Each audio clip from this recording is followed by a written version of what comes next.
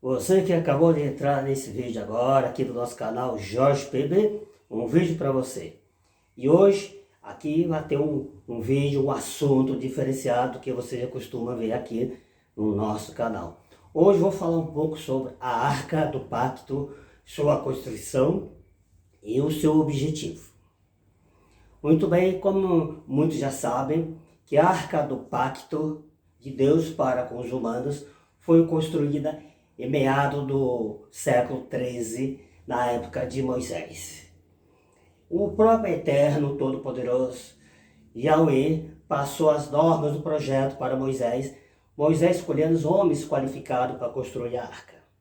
E a arca foi construída com dois tipos de material. Foi construído de madeira, revestido de ouro, tanto na parte interna como na parte externa. O objetivo dessa arca era para guardar as tábuas do mandamento, a vara de Arão e um pouco do maná. Essa arca estava dentro dos templos de adoração ao Todo-Poderoso. Tempos posteriores, Josué, foi em direção a Jericó com essa arca a mandado do Eterno Todo-Poderoso, porque o Eterno ia e entregou a cidade de Jericó para Josué. O que o Eterno disse para ele? Que ele iria lá na cidade de Jericó, daria 6 voltas em volta da cidade. Uma volta por dia, durante 6 dias. E no 7º dia, era para ele dar 7 voltas. Pelo que eu entendi, no total deu 13 voltas em volta da cidade. E visto que a arca era um artefato de uma alta tecnologia sagrada da época, como alguns estudiosos dizem que a Arca do Pacto foi construída de madeira, que é um isolante térmico, revestida de ouro na parte externa e a parte interna, como se a parte externa, do lado de fora, fosse assim, um polo positivo, interno o negativo. Um artefato energizado, como se fosse assim um condensador gerando grandes energias de poderes. Quem sabe energias de plasmas, antimatéria ou outras, desconhecidas desde então. E em cima da tampa da arca tinha 2 querubins com as asas protegendo a tampa. Interessante que entre os 2 querubins, na tampa da arca tinha um orifício. Desse orifício saía o que? Luzes, poderes e o som e a voz do Eterno. Interessante que essa arca era guardada dentro do templo de adoração ao Yahweh, o Todo-Poderoso. E visto que nesse templo tinha 2 compartimentos. Tinha um compartimento maior, que era para assistência a ficar. E um compartimento menor, que colocava a arca, só poderia entrar o sacerdote qualificado. O sacerdote não podia entrar assim de qualquer maneira. Ele tinha que estar limpo fisicamente, mentalmente, espiritualmente. E ele tinha que colocar uma roupa específica. Aquela couraça, aquela roupa, aquele turbante, tinha uns metais, umas pedras preciosas. Certamente esses materiais, essas pedras, esse metal, tinham uma certa conexão com a arca. Interessante quando o sacerdote entrava no Santíssimo, que tinha uma divisão entre essa sala menor, que era o Santíssimo, onde estava a arca, e a sala maior, que era o Santo, que ficava a assistência. Interessante, os relatos bíblicos dizem, quando o sacerdote qualificado entrava no Santíssimo para falar com o Eterno, era amarrado uma corda no seu tornozelo. Caso ocorresse um imprevisto, ele morresse, alguma coisa desse errada, o pessoal que estava no local santo, no pátio maior, puxava a corda, puxava o sacerdote para fora. Interessante que essa arca, ela tinha no orifício, ali na tampa da arca, entre os 2 querubins, com as 2 asas sobre a arca, e ali saía luz, som. Era um dispositivo altamente avançado. Hoje, não é difícil com a tecnologia que os humanos têm, um dispositivo gerar um feixe de luz com imagens holográficas de uma alta definição? E o Eterno já domina essa tecnologia sagrada há milhares de anos-luz atrás. Por isso que ele é o Pai de toda a sabedoria, de toda a matemática, o Alfa e o Ômega, o princípio e o fim. Assim está escrito. Sobre a arca, o que acontece sobre a arca? Acontece que, depois de um tempo, essa arca, o Josué, também, ele usou essa arca. Interessante que, realmente, então Josué levou essa arca para dar 6 voltas em volta da cidade de Jericó. O Eterno falou para Josué para escolher 7 sacerdotes para ir em frente da arca, marchando em volta da cidade de Jericó. 7 sacerdotes, cada um levando consigo uma corneta, né, de chifre de carneiro. E o Eterno falou para Josué que no 7º dia, para dar mais 7 voltas. No total, creio eu, deu 13, né? 13 voltas. É isso mesmo. E após ter feito isso, que eles parassem e tocassem aquelas cornetas de chifre de carneiro. E todos os pessoal ali presentes gritavam com grito de guerra, junto com o som da corneta de chifre de carneiro. E visto que deram 6 voltas antes, né, certamente esse artefato, a Arca do Pacto, esse dispositivo de altamente avançado, energizou de alguma forma as muralhas de Jericó. E na 7ª volta, quando deu a última volta, então todos eles, os sacerdotes, tocaram essa corneta e o pessoal gritou com grito de guerra. Então ali houve um som diferenciado. Não foi um som comum, foi um som com a frequência única, vinda do Pai das Luzes, Yahweh, o Todo-Poderoso. Certamente, alguns estudiosos acreditam que foi um som codificado, que é a modificação das células específicas dessas muralhas, e armazenando novas informações, modificando a estrutura celular dos muros.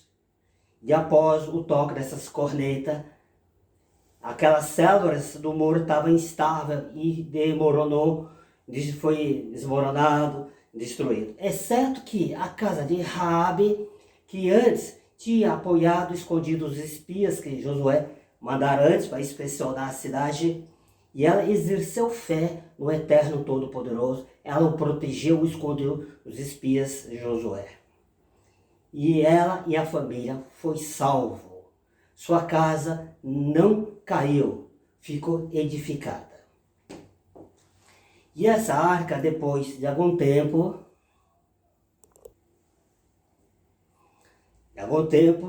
essa arca foi parar nas mãos de Salomão. Salomão construiu um templo para Yahweh, o Todo-Poderoso, que em português chama Jeová. Durante o período que o rei Salomão estava íntegra, exercendo devoção piedosa ao Eterno Todo-Poderoso. Aquele período, o reinado de Salomão era próspero, era feliz.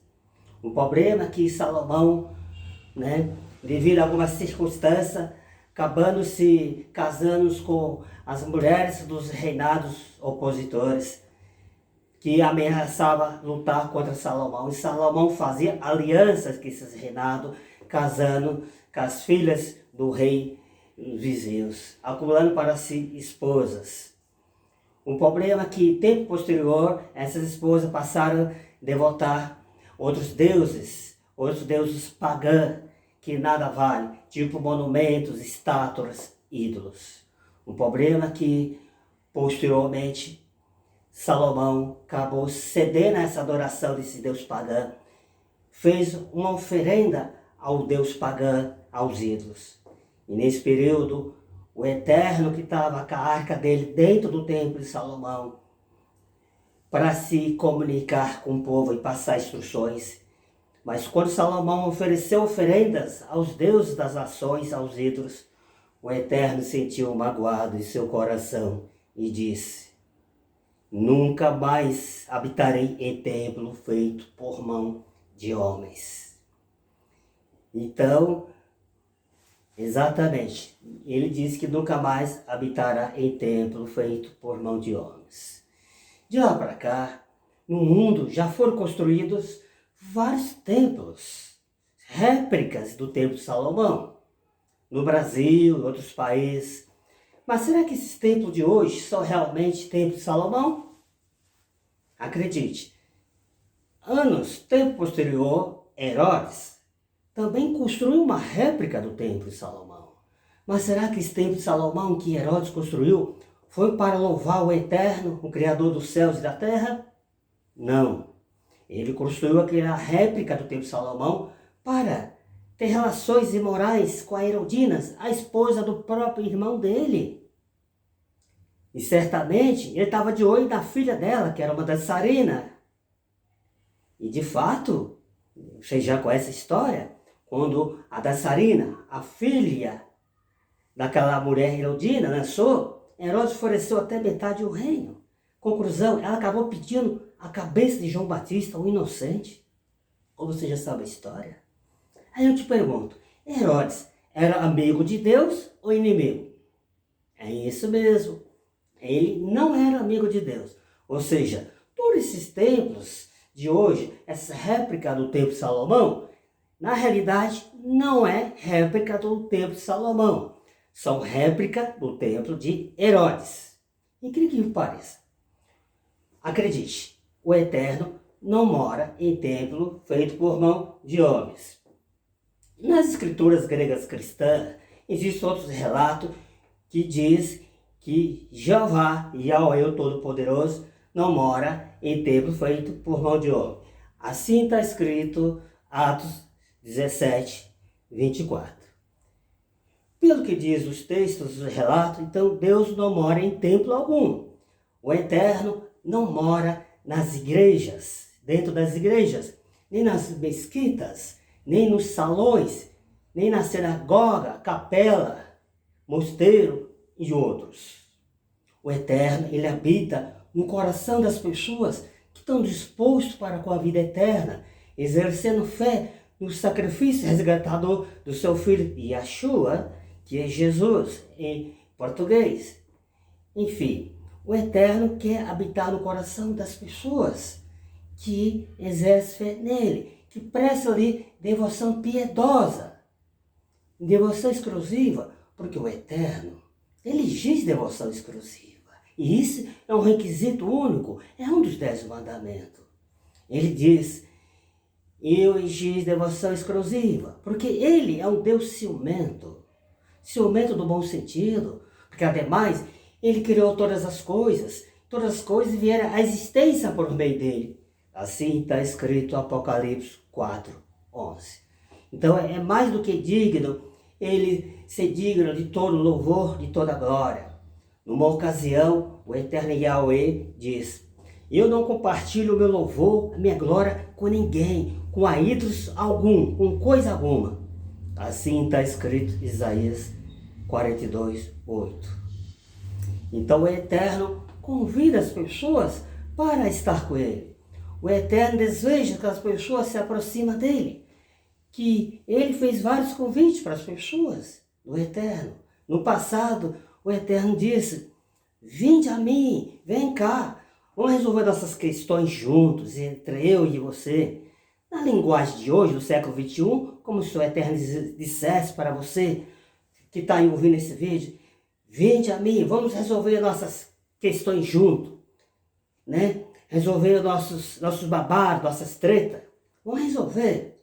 Mesmo que seus pecados for negros, escuros como o escarlate ou carmesim, eu os tornarei branco como a neve. Assim está escrito Isaías 1, 18. O Eterno quer que você faça uma parceria com Ele. O Eterno quer que você ofereça sacrifícios para Ele.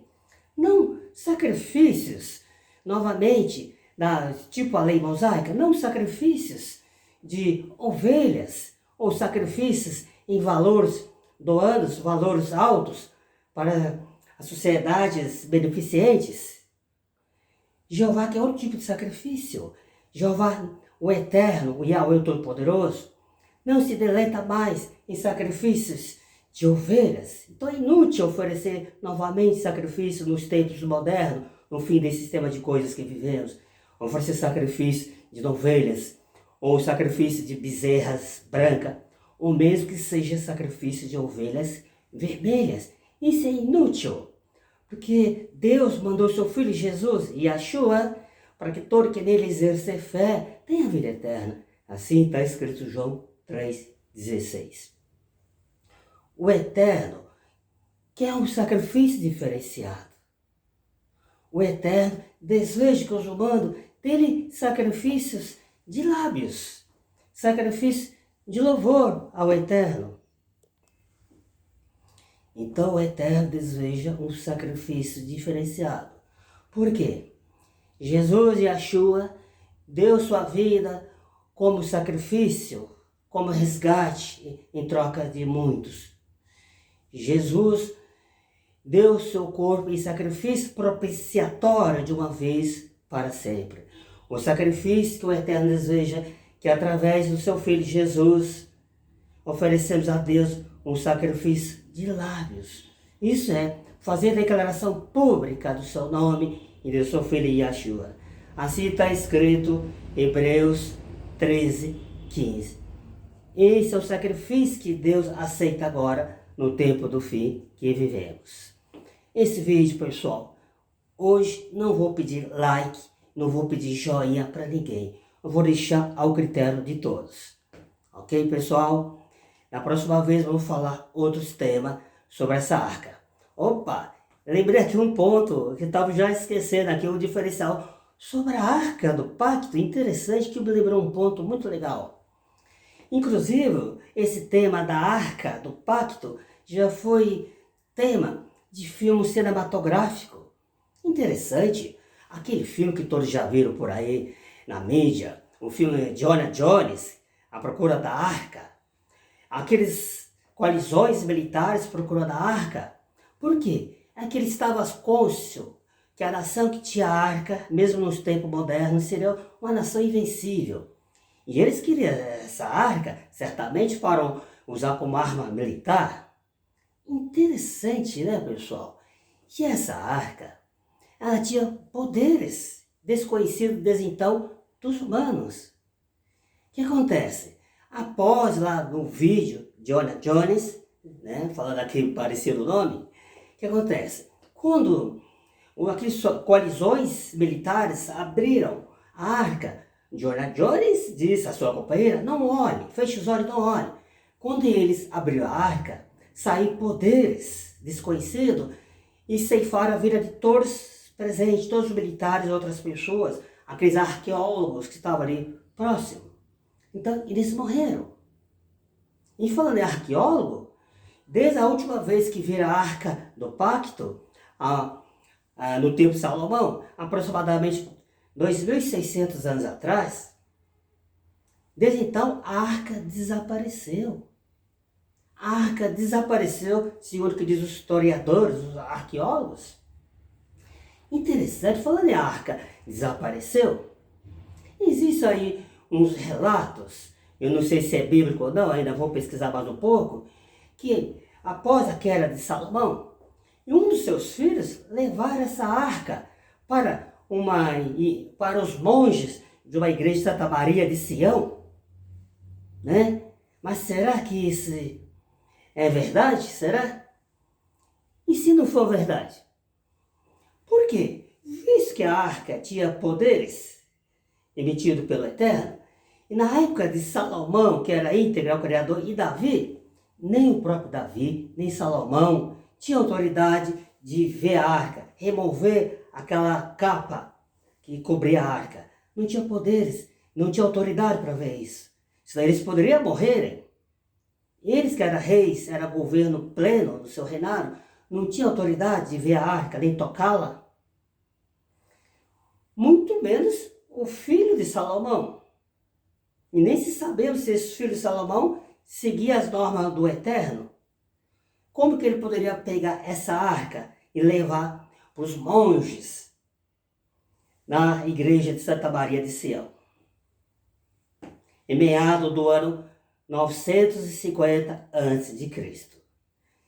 Então, sobre essa arca, visto que as histórias, os historiadores, relatam que essa arca sumiu. Imagina só, interessante essa expressão, a arca desapareceu. Aproximadamente aí 2.600 anos atrás. Interessante, visto que a arca estava ali no Santíssimo, alguns pesquisadores, arqueólogos, cientistas, acredita-se que naquele local, no próprio Santíssimo, apareceram algumas criaturas angélicas. Digamos, num portal do tempo. Um portal do tempo, que é um meio de transporte mais top dos top, que não precisa de máquinas tecnológicas, naves, usando várias propulsões diferenciadas, tanto como a propulsão plasma, antimatéria ou reator nucleares e outros. Então, com essa viagem avançada e top, um portal do tempo, ou túnel de minhoca, conforme diz alguma linguagem científica, essas criaturas angélicas levaram-se essa arca, esconderam essa arca. E as indicações levam a crer que, nesse sistema de coisas, os humanos não verá mais a arca e nem o tocará nesse sistema de coisas, porque é um instrumento altamente poderoso e perigoso. Conforme alguns estudiosos falaram que essa arca é um dispositivo, um artefato construído de madeira, que é isolante térmico, revestido de ouro a parte interna e externa, como se fosse polo positivo e negativo.